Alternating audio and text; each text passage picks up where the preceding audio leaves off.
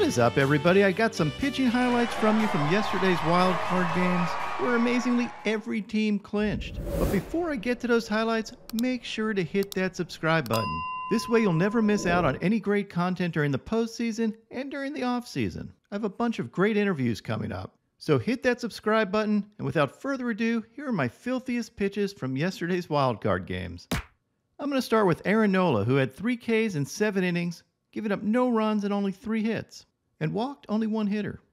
Nola featured these filthy knuckle curves as well as his changeup that was definitely off the plate, but we'll take it.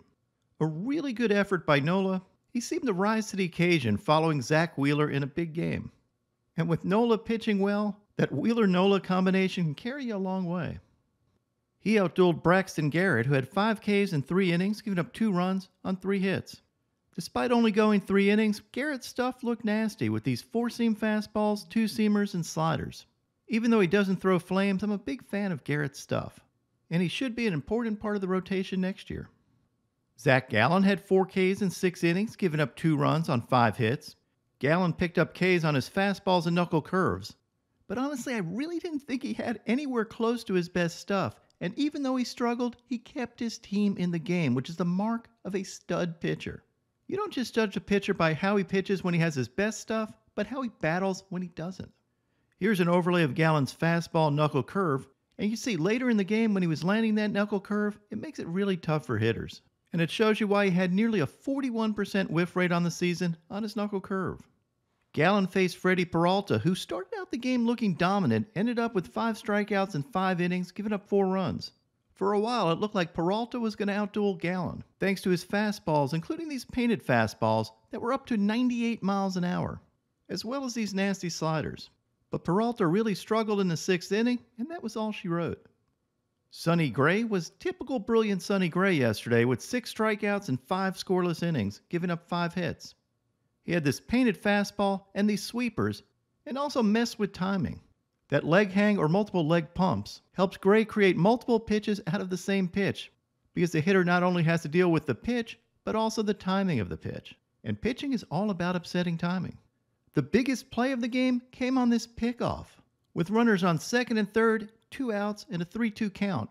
In a 2-0 game, Gray picked Vladdy off second base on this timing play. I was looking around trying to figure out what the indicator was that the play was on and assumed it was something Gray did, like raising his hat or touching his hat, but this play was actually put on by Carlos Correa and communicated over PitchCom. Here's Gray talking about it. Carlos comes up after the 1st inning, and there was traffic on the bases throughout the game. He comes up after the 1st inning, and he says, "Hey, listen to me." They can't hear the third base coach yell back. You can pick. There's going to be an option to pick. He's like, the timing pick is going to be there. It's going to be there. And then we were like, okay. Get there in the 5th inning, 3-2 count, and I hear timing pick, second base. And I'm like, all right, yeah, we talked about this. Cool. So now I'm just trying to go through my process, all of my normal ticks and all the stuff that I do or whatever. And then I get on the mound, and then I'm waiting. I'm waiting for it to unfold.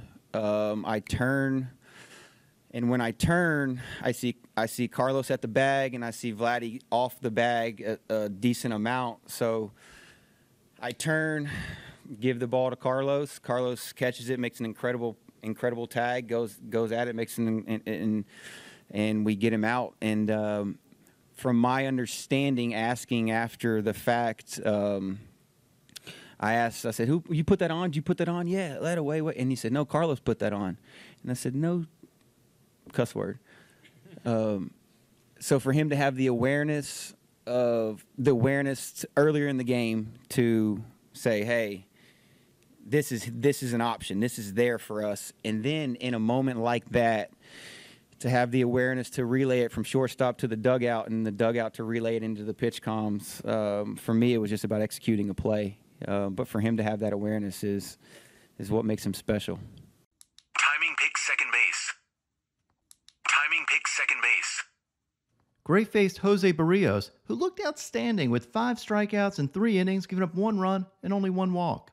He had this front door 2-seamer, this elevated 96-mile-an-hour fastball, as well as these slurves. And despite looking absolutely dominant, he was actually pulled from the game in the 4th inning after his only walk. Now look, I love analytics, and you can't just like them when they work. But my eye test told me that Berríos was filthy, and there's no way I would have pulled him. But maybe that's why I'm sitting home watching the game. What do y'all think? Would you have pulled Berríos? Let me know in the comments. Probably the best performance of the day yesterday from a starting pitcher was from Nathan Eovaldi, who had 8 strikeouts in 6 2/3 innings, giving up 6 hits, only 1 run, and no walks.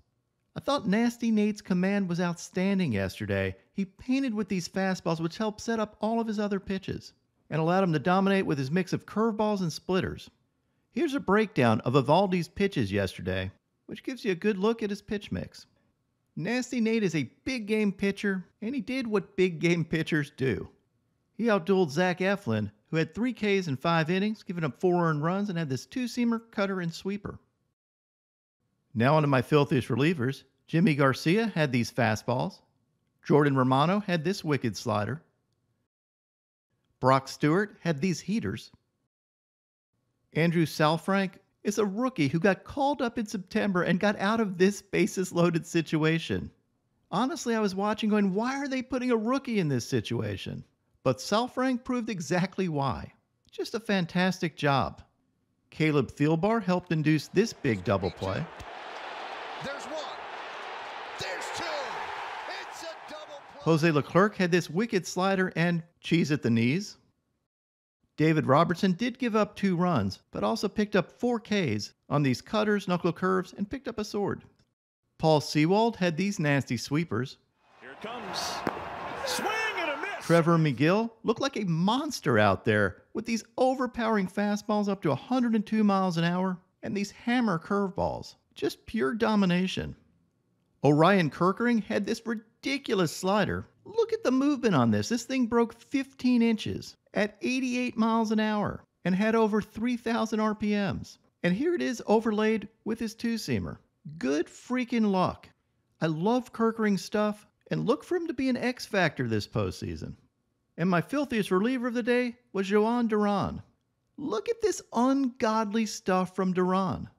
This 98 mile an hour splinker should be outlawed. I mean, what the f***? I overlaid it with his 101 mile an hour fastball. And look at how these pitches tunnel and then that 98 mile an hour splinker just disappears. I also love A's hitter Brent Rooker's comment on Duran's splinker. Actually, Duran named the pitch because it's a combination of a splitter and a sinker, but I like Rooker's comment better. Duran also had these ridiculous curveballs and finished off the game with this 101 mile an hour diesel. Just absolutely ridiculous stuff from Jhoan Duran. And now my pitching ninja moment of zen. It's Max Scherzer spitting bars in the dugout. I really think that looks like what he's doing. I mean, it goes really well with some Eminem. I also matched him up with Snoop. And you can see how identical their mechanics are.